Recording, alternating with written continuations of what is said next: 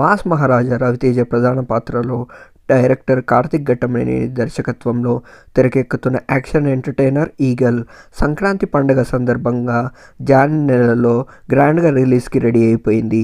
ఈ చిత్రంకి సంబంధించిన ప్రచార చిత్రాలు రిలీజ్ అయి ప్రేక్షకులను, అభిమానులను విశేషంగా ఆకట్టుకుంటున్నాయి. తాజాగా ఈ చిత్రంకి సంబంధించిన సెకండ్ సింగిల్పై మేకర్స్ అప్డేట్ ఇవ్వడం జరిగింది. ఈ చిత్రంకి సంబంధించిన సెకండ్ సింగిల్ని కూడా డిసెంబర్ 27న రిలీజ్ చేస్తున్నట్లు ఒక సరికొత్త పోస్టర్ ద్వారా వెల్లడించారు.